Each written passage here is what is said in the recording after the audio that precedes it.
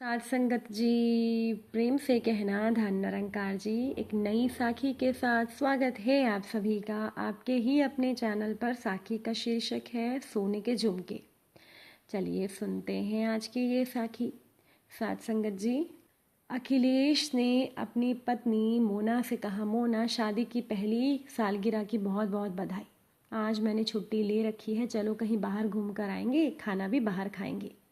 और हाँ, माँ ने विशेष रूप से कहा है कि मैं तुम्हें तुम्हारी पसंद का कोई उपहार दिलवा दूँ, तो तुम बताओ तुम्हें चाहिए क्या। ये सुनकर मोना बोली कि आपने कह दिया तो समझो मिल गया, मैं घर में ही कुछ बनाती हूँ। छुट्टी का ख्याल आपको कैसे आया, पर सही किया। शाम को हम पार्क में चलेंगे, थोड़ी देर साथ बैठकर बातें करेंगे।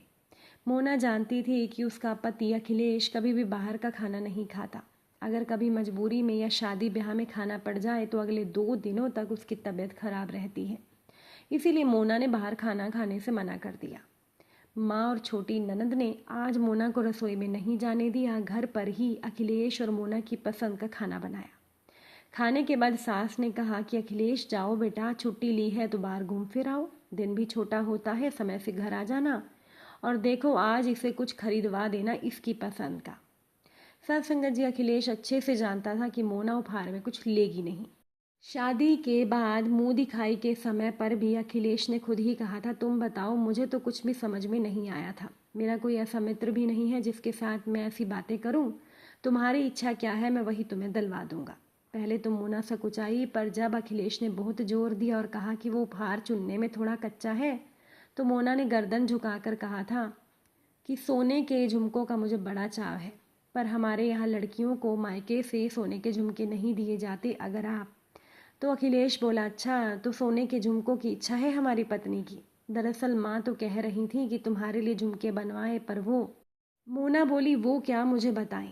अब मैं भी इस घर की सदस्य हूँ, क्या बात है, आपका चेहरा एकदम उतर क्यों गया। तो अखिलेश बोला, मोना, पिताजी के इलाज में पैसा पानी की तरह बह गया, ना पिता बचे, ना पैसा बचा, ना जेवर। और फिर दोनों बहन की बढ़ती उम्र देखकर, हालांकि मुझसे छोटा होने के बावजूद भी उनकी पहले शादियां करनी पड़ी। सर पर काफ़ी कर्जा हो गया। हालांकि दोनों का ससुराल बहुत अच्छा है, दोनों बहुत अच्छे घरों में हैं। दहेज के नाम पर उन्होंने मांगा कुछ नहीं, पर लड़कियों को खाली हाथ तो विदा नहीं किया जा सकता ना। इसीलिए थोड़ा थोड़ा करने में भी हमें कर्ज लेना पड़ा।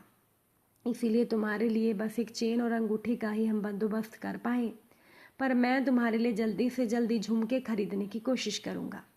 अब मोना अखिलेश की सच्चाई और सरलता से बड़ी प्रभावित हुई। वैसे तो अखिलेश और उसके परिवार के बारे में हर किसी से उसने अच्छा ही अच्छा सुना था। उसके रिश्ते के लिए पिताजी ने कहाँ कहाँ की खाक छानी, पर जहाँ भी जाते लंबी चौड़ी मांग सुनकर खाली हाथ घर लौट आते।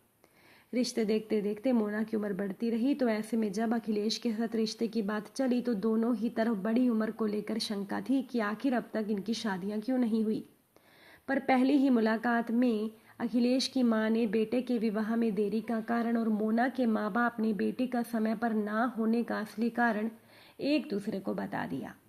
दोनों पक्ष एक दूसरे के जवाब से संतुष्ट हो गए और बड़े ही सादे समारोह में मोना और अखिलेश ने एक दूसरे को जीवन साथी के रूप में स्वीकार कर लिया।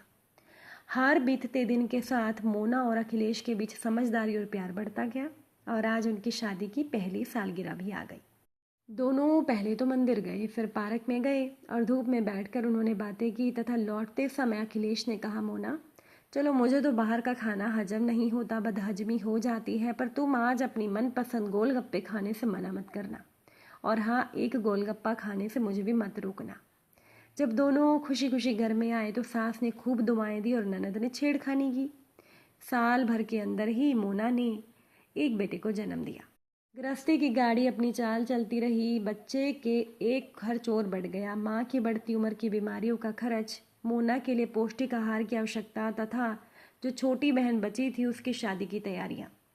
चाहते हुए भी अखिलेश आज तक मोना के लिए झुमके नहीं बनवा पाया। अब मोना ने कभी शिकायत नहीं की, पर वो अक्सर कह देता था कि मोना, पता नहीं कब मैं तुम्हें मुंह दिखाई के झुमके दे पाऊंगा।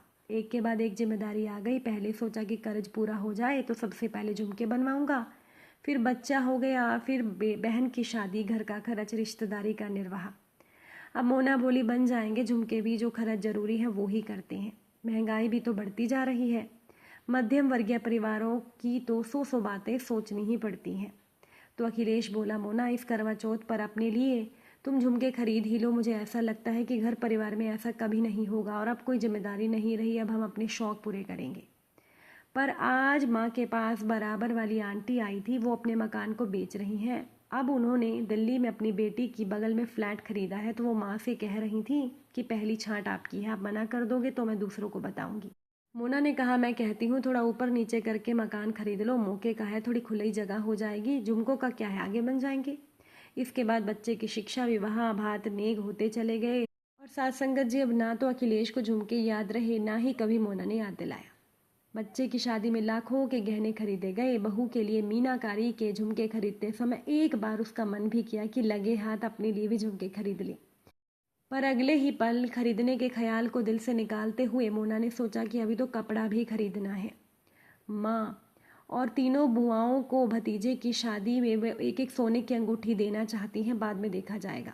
मोना की तबीयत खराब रहने लगी थी। एक रात उसको ऐसा दर्द उठा कि रात को ही मोना को अस्पताल में भर्ती कराना पड़ा। 2 दिन आईसीयू में रहने के बाद उसे कमरे में शिफ्ट कर दिया गया। सेब छील कर देते हुए अखिलेश अचानक से मोना के सूने कानों को देखकर बोले, ये अस्पताल वाले भी ना, कल घर से आते समय तुम्हारे लिए झुमके लेकर आऊँगा और देखो इस बार तो मैं तुम्हें सोने के झुमके ही पहनाऊँगा। तो मोना बोली, पैसे ट्रांसफ़र कर दिए क्या? आप तो कह रहे थे कि दिवाली तक रजिस्ट्री हो जाए तो अच्छा रहेगा। अब पेंशन में दोनों काम तो होने से रहे, झुमके फिर ले लेंगे। बेटा बहू कहेंगे कि बुढ़ापे में झुमके खरीदने की इनको पड़ी है और हमारी मदद नहीं की। तो साथ संगत जी इसके बाद अखिलेश ने कहा, उम्र गुजर गई मोना, पर हमें अपने लिए कुछ करने का सही समय नहीं मिला। चलो अब तुम आराम करो, बहुत देर से बैठी हो, मैं भी खाना खा आता हूँ। कल घर चलेंगे, बस बाहर का खाकर आपकी तबीयत बिगड़ जाएगी। ये बात मोना ने कही।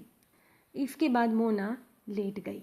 थोड़ी देर के बाद अखिलेश ने मोना को कहा, उठो ये दवा खानी है, सुन रही हो क्या? कहकर अखिलेश ने मोना को जब उठाना चाहा तो मोना को वो नहीं उठा पाया। कांपते हुए हाथों से अखिलेश ने मोना को झकझोरा, पर मोना तो इस दुनिया को अलविदा कहकर चली गई थी। और मोना के सूने कानों को देखकर अखिलेश का मन भर आया। साथ संगत जी, कुछ इंसान दुनिया में ऐसे ही होते हैं कि घर परिवार की जिम्मेदारियां निभाते निभाते कुछ लोग अपने शौक़ को पूरा करना ही भूल जाते हैं। और आज अखिलेश को मोना के जाने के बाद मोना के सूने कानों को देखकर बहुत दुख हुआ कि क्यों उसने मोना को अभी तक सोने के झुमके नहीं दिलवाए थे। साथ संगत जी, अगर आज की साखी ने आपके दिल को छुआ हो तो वीडियो को लाइक शेयर ज़रूर करिएगा। आप सभी से फिर मुलाकात होगी नई साखी नए विचारों के साथ। साथ संगत जी, प्यार से कहना धन निरंकार जी।